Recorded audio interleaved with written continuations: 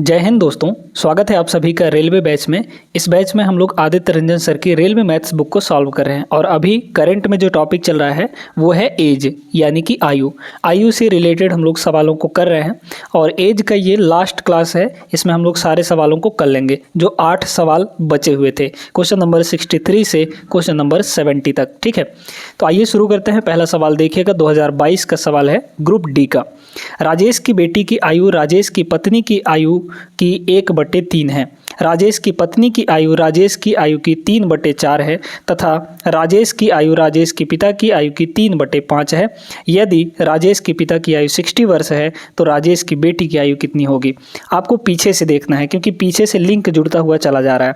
क्या बोला? राजेश की पिता की आयु 60 वर्ष है। ठीक है, तो राजेश की पिता की आयु 60 वर्ष हो गई। अब कह रहा है कि राजेश की आयु जो है राजेश के पिता की आयु का 3/5 है। राजेश की पिता की आयु 60 है तो राजेश की आयु कितनी हो जाएगी? इसका 3/5। ठीक है, तो 3/5 निकालिए, 12 पंचे 60 हो जाएगा और 12 तियाँ 36 है ना, यानी कि 36 वर्ष आ गया। ये राजेश का आयु आया है। अब कह रहा है राजेश की जो आयु है, यहाँ पर राजेश की पत्नी की जो आयु है वो राजेश की आयु का 3/4 है। तो राजेश का आयु कितना है? 36 है। तो उसकी पत्नी की आयु कितना हो जाएगा? इसका 3/4। तो इसका 3/4 हो गया। तो 9 चौक 36, 9 चौक 36 और 9 तियाँ 27, मतलब 27 आ गया, 27 वर्ष। अब कह रहा है ये तो राजेश की पत्नी का एज आ गया। तो राजेश की बेटी की एज जो है वो राजेश की पत्नी का 1/3 है। तो राजेश की पत्नी का यहाँ पर 27 है, तो राजेश की पत्नी का 27 है तो बेटी का कितना हो जाएगा? इसका 1/3। 1/3 करेंगे तो 9 तियाँ 27, 9 वर्ष आ जाएगा। ऑप्शन नंबर ए करेक्ट होगा। आपको पीछे से चलना था, इसमें कोई एक्स वगैरह नहीं मानना था। उम्मीद करते हैं आप लोग समझ गए होंगे। इस सवाल को देखिए, ये भी 2022 का ही सवाल है ग्रुप डी का। यदि एक पुत्र की आयु के दोगुने को उसके पिता की आयु में जोड़ा जाए तो योगफल आता है 34 वर्ष। ठीक है, यदि पिता की आयु के 1.5 गुने के पुत्र की आयु में जोड़ा जाए तो योगफल 45 वर्ष होता है। पिता की आयु ज्ञात कीजिए। बस इसमें इक्वेशन बनेगा और उसको सॉल्व करना है। पुत्र की आयु हम लोग x मान लेते हैं और पिता की आयु हम लोग y मान लेते हैं। इसमें कह रहा है पुत्र की आयु के दोगुने को, पुत्र की आयु का दोगुना ये रहा, पिता की आयु में जोड़ा जाए तो जोड़ दीजिए, किसके बराबर प्राप्त होता है? 34 के बराबर प्राप्त होता है। तो एक इक्वेशन ये हो गया। फिर कह रहा है यदि पिता की आयु के 1.5 गुने को, पिता का आयु कहाँ है? यहाँ है, तो पिता का आयु का 1.5 गुना यानी 1.5, ठीक है, किसके साथ जोड़ा जाए? पुत्र की आयु के साथ जोड़ा जाए। तो यहाँ पे पुत्र का आयु है x लिख लीजिए, तो यहाँ पे कितना वर्ष प्राप्त होता है? 45 वर्ष प्राप्त होता है।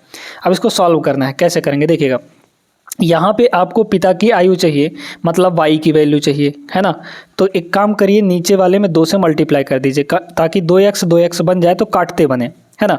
तो यहाँ 2 से मल्टीप्लाई करेंगे तो ये हो जाएगा 2x प्लस 1.5 का डबल 3 हो जाएगा और इक्वल टू 45 का डबल ये हो जाएगा 90।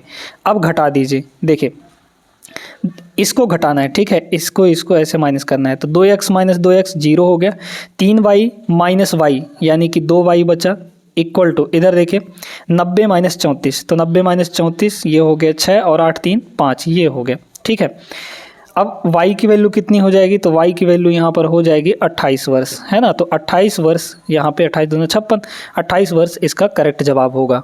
कौन सा ऑप्शन हो जाएगा? ऑप्शन नंबर बी यहाँ पे सही जवाब। आगे चलते हैं, बढ़ते हैं अगले प्रश्न पे। चलिए इसको देखिए, x की वर्तमान आयु का दोगुना जो है y की वर्तमान आयु के 3 गुने से 9 वर्ष कम है। वर्तमान में x के पिता p की आयु x से दोगुनी है और y की आयु उसकी बहन q से 9 वर्ष कम है। यदि p की आयु q से 20 वर्ष अधिक है तो y की वर्तमान आयु ज्ञात कीजिए। बहुत बढ़िया सवाल है। अब इसमें 3 इक्वेशन बनने वाले हैं, है ना। देखिएगा, कह रहा है कि यहाँ पे बोला जा रहा है कि x की वर्तमान आयु, तो x मान लेते हैं, x की वर्तमान आयु x मान लेते हैं। तो x की वर्तमान आयु का दोगुना जो है y की वर्तमान आयु, y की वर्तमान आयु के 3 गुने से 9 वर्ष कम है, 3 गुने से 9 कम है। ठीक है, ये हो गया एक इक्वेशन। फिर इसमें कह रहा है वर्तमान में ही x के पिता की आयु, x के पिता p की आयु, है ना, x के पिता p की जो आयु है वो x से दोगुनी है, आयु x से दोगुनी है। ठीक है, तो x से दोगुनी, पिता की आयु x का दोगुना कर दीजिए यहाँ पे, यानी 2x हो जाएगा, है ना। और कह रहा है y की आयु जो है, y की जो आयु है q से 9 वर्ष कम है ना। तो y की जो आयु है वो q से 9 वर्ष कम है, ठीक है। इतना हो गया क्लियर। अब कह रहा है p की आयु q से 20 वर्ष अधिक है। तो यहाँ पे p की जो आयु है वो q से कितना अधिक है, 20 वर्ष अधिक है। क्लियर हुआ। अब इन चारों को सॉल्व करके हमको निकालना है यहाँ पे किसकी वैल्यू, y की वर्तमान आयु, यानी y हमको निकालना है। देखिएगा अब इसको कैसे सॉल्व करेंगे। यहाँ पे हमको सिर्फ और सिर्फ x और y में इक्वेशन बना लेना है, ठीक है। x और y में इक्वेशन बना लेना है। तो कैसे बनाएंगे सुनिएगा। एक काम करते हैं, p की वैल्यू 2x है ना, ठीक है। q की वैल्यू यहाँ से कितनी हो जाएगी, q की वैल्यू हो जाएगी p माइनस 20, तो यहाँ पे रख दीजिए। तो y की वैल्यू कितनी हो गई, देखिएगा इस p को 2x के बराबर तो पहले रखिए, ये हो गया 2x, है ना।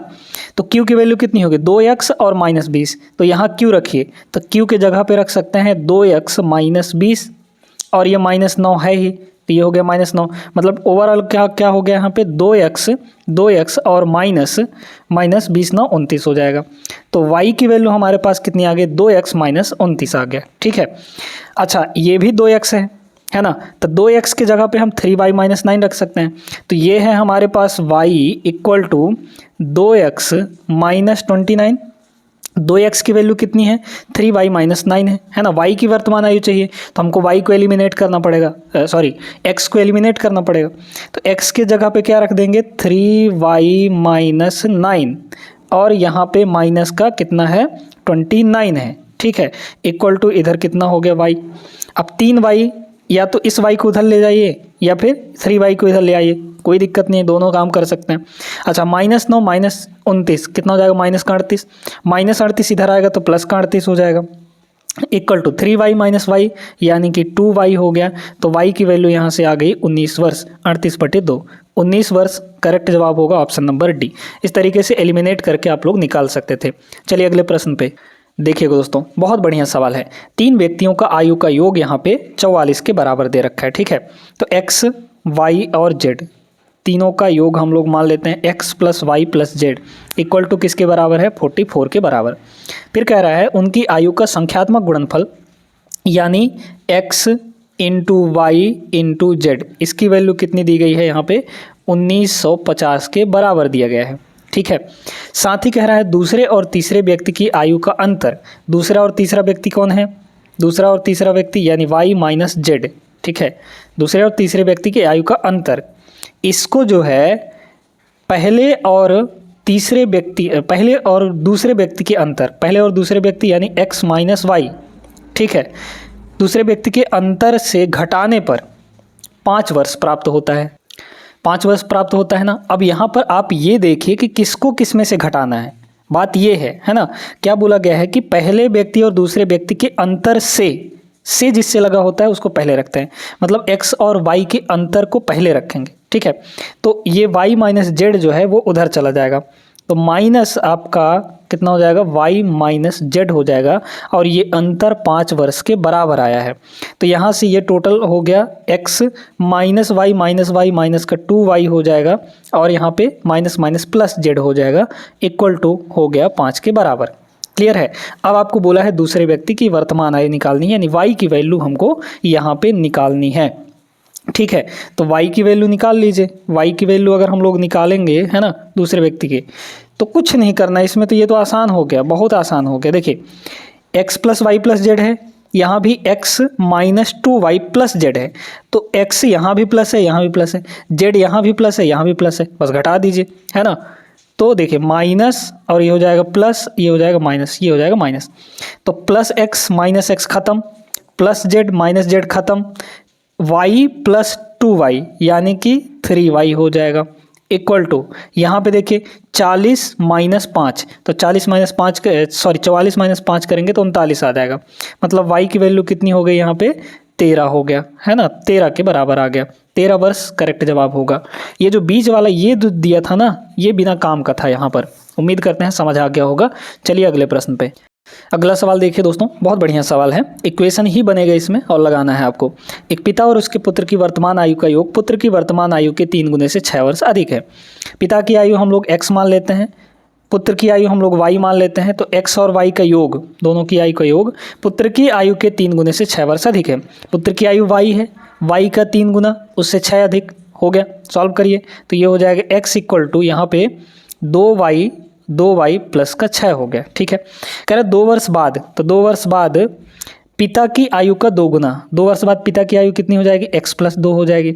और 2 वर्ष बाद y की आयु कितनी हो जाएगी, पुत्र की आयु y प्लस 2 हो जाएगी। कह रहा है पिता की आयु का 2 गुना जो है वो पुत्र के आयु के 5 गुने से 7 अधिक है, 7 कम है। तो इसके 5 गुने से कितना कम है, 7 कम है दोस्तों। क्लियर हो गया। अब निकालिए यहाँ पे पिता और पुत्र की आयु का अंतर पूछा गया है आपसे। सॉल्व करिए इसको, तो ये हो जाएगा 2x इक्वल टू ये हो जाएगा आपका 5y। अब सबको जोड़िए घटाइए, 5 दूना 10 ये हो गया, 10 माइनस 7 यानी कि इधर बचा प्लस का 3, ध्यान देते जाइएगा, प्लस का 3।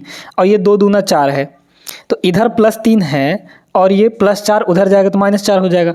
मतलब प्लस 3 माइनस 4, प्लस 3 माइनस 4 कितना होगा, माइनस का 1 हो जाएगा। ठीक है, ये दूसरा इक्वेशन हो गया। अब एक काम करिए, इसमें 2 से मल्टीप्लाई करके यहाँ रख दीजिए वैल्यू। 2 से मल्टीप्लाई करेंगे तो 2x इक्वल टू यहाँ 2 से मल्टीप्लाई करेंगे तो 4y और प्लस यहाँ 2 से मल्टीप्लाई करेंगे तो आपका 12 आ जाएगा। घटा दीजिए, माइनस माइनस माइनस कितना हो गया, ये 0 हो गया।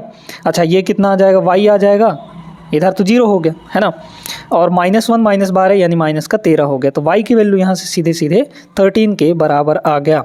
x की वैल्यू निकाल लीजिए इसमें पुट करके, तो x की वैल्यू कितनी हो जाएगी यहाँ पे 2y यानी 13 दूना 26, 26 प्लस 6 यानी कि 32। ठीक है, दोनों का अंतर पूछा था, तो 32 में से 13 घटा दीजिए। ठीक है, तो 32 में से 12 घटाएंगे तो 20 आएगा, एक और घटा दीजिए तो 19 आ जाएगा। ठीक है, ये 19 वर्ष इसका करेक्ट जवाब होगा, यानी option number C is the right answer इस सवाल का। बहुत बढ़िया से हमने कर लिया।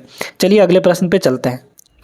अब ये जो सवाल है दोस्तों, ये सवाल आपके लिए है, 2022 का ही सवाल है, बन जाएगा, बढ़िया सवाल है। मतलब हाँ, उसी टाइप से इक्वेशन बनेगा और इक्वेशन बना के उसको सॉल्व करना है और आपको आंसर निकालना है। इन सवालों की प्रैक्टिस करेंगे तभी आप इनमें महारत हासिल कर पाएंगे, क्योंकि इस टाइप के सवाल आप देख ही चुके होंगे। हर एक एग्ज़ाम में चाहे ग्रुप डी हो, NTPC हो, सभी एग्ज़ाम में एज से रिलेटेड सवाल बहुत ज़्यादा पूछे जाते हैं, है ना। तो इनकी प्रैक्टिस जरूर कर लीजिएगा। हम लोग यहाँ पे क्वेश्चन नंबर 69 पे चलते हैं, इसका आंसर आपको देना है।